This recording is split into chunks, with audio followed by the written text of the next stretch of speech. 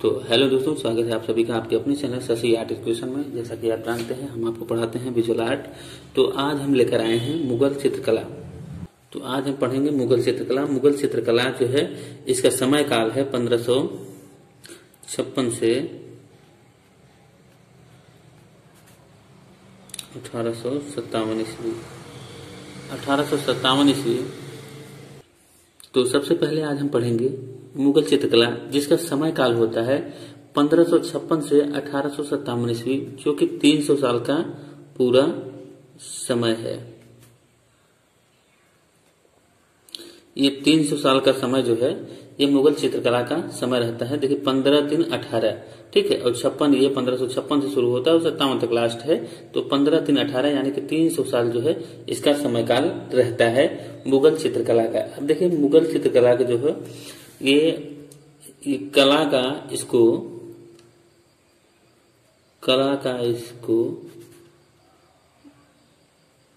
द्वितीय स्वर्ण युग कहा जाता है। कला का द्वितीय स्वर्ण युग, द्वितीय स्वर्ण युग किसे कहा जाता है? तो इसी मुगल काल को क्या कहते हैं? ठीक है, तो मुगल कला का द्वितीय स्वर्ण युग इसी मुगल काल को कहा जाता है।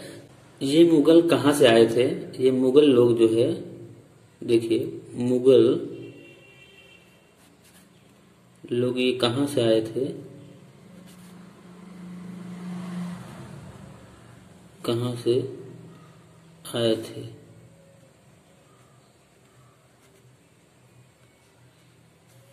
तो ये आए थे कहाँ से? मंगोल से। मंगोल कहाँ है? तो मंगोल जो है, ये है मध्य एशिया में। कहाँ है ये?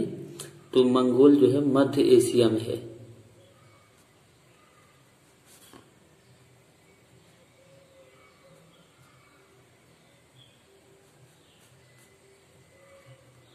ठीक है, तो मुगल शैली की उत्पत्ति किन शैलियों के मिश्रण से हुई है? तो अब देखिए मुगल शैलियों की उत्पत्ति है जो है, मुगल शैलियों की उत्पत्ति किन शैलियों के बीच हुई है? तो मुगल शैली जो है, अब देखिए मुगल जो शैली है,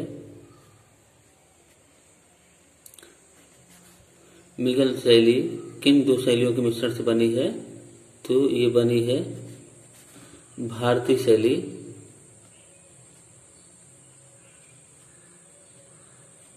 भारतीय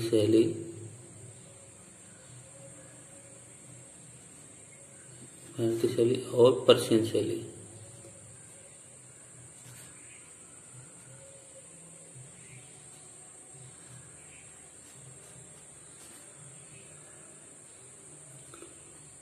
भारतीय शैली और पर्शियन शैली के मिलकर बना है, और भारतीय शैली को हिंदू शैली भी कहते हैं। ठीक है, तो इसे हिंदू शैली भी कहते हैं,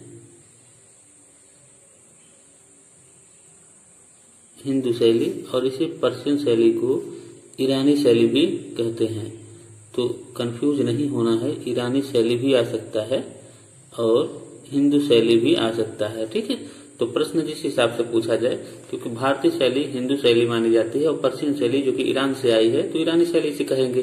ठीक है, और पर्शियन में पश्चिमी होती है। ठीक है, पश्चिम मतलब पश्चिमी शैली, इसे पश्चिमी शैली भी कहते हैं।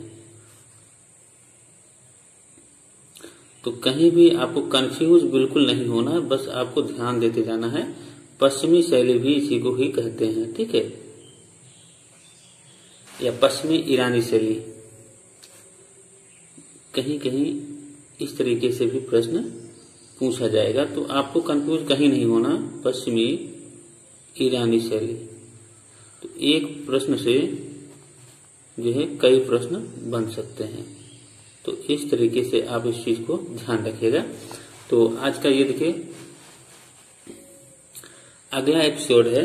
अब देखते हैं ईरान के राजाओं को किन शासित पोथियों में अंकित किया गया है। तो ईरान के जो राजा थे, अब देखिएगा ईरान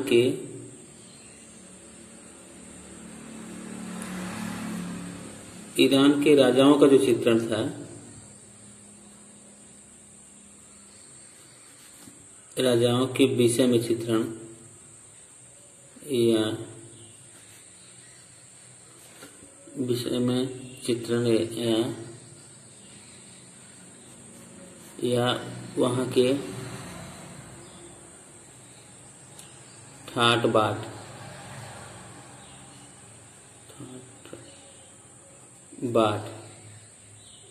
ठीक है। तो वहां के जो ठाट ठाट है या शानो शौकत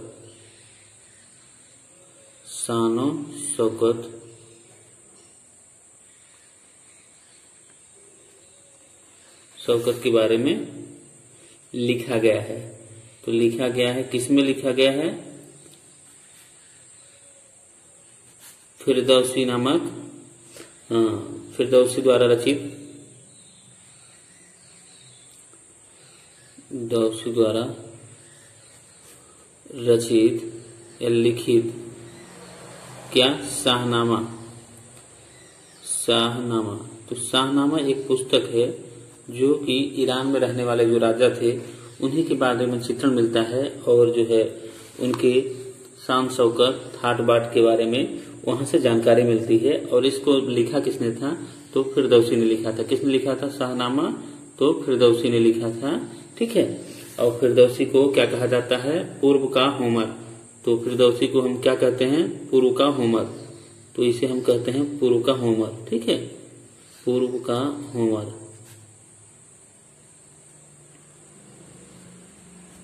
इसे पूर्व का होमर कहा जाता है। और चित्रकला ये हमने बता दिया कि किन दो शैलियों से मिलकर बना है। मुगल शैली किन दो शैलियों से मिलकर बना है? तो भारतीय शैली और पर्शियन शैली अथवा हिंदू शैली अथवा ईरानी शैली, ठीक है। ईरानी शैली व हिंदू शैली व ईरानी शैली, ठीक है।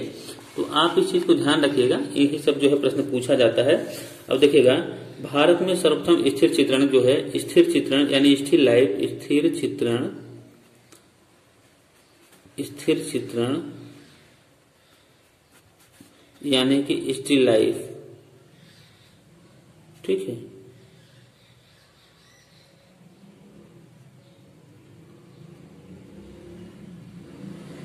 तो यानी कि स्टिल लाइफ जो है, स्टिल लाइफ को कहां से प्रारंभ मिलता है? तो भारत में सर्वप्रथम, देखिए स्टिल लाइफ भारत में सर्वप्रथम कहां से मिलता है? तो ये मिलता है मुगल काल से, ठीक है। तो सर्वप्रथम कहां से मिलता है? ये मिलता है मुगल शैली में या मुगल काल में या मुगल शैली में, ठीक है, शैली में मिलता है। तो मुगल शैली में ये मिलता है। देखिए, भारत में स्थिर चित्रण माने स्टिल लाइफ का सर्वप्रथम प्रयोग कहाँ मिलता है? तो मुगल शैली में मिलता है। मुगल शैली से ही इसकी उत्पत्ति मानी जाती है अपने यहाँ स्थिर चित्रण का बनाने का, ठीक है। एक प्रश्न और आता है जो बहुत मजबूती के साथ पूछा जाता है कि दरबारी चित्रकला का जो संबंध है, दरबारी चित्रकला का संबंध है वो किस कला शैली से है? दरबारी चित्रकला का जो संबंध है, चित्रकला का जो संबंध है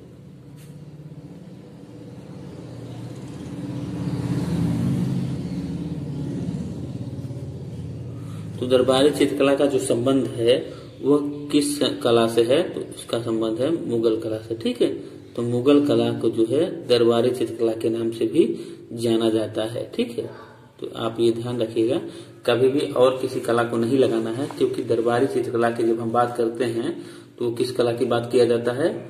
वो हम करते हैं इसी मुगल कला को, ठीक है। तो आज के लिए बस इतना ही। मिलते हैं अगले वीडियो में कुछ इसी टॉपिक के साथ, जो कि इसका अगला चरण होगा, ठीक है। धन्यवाद।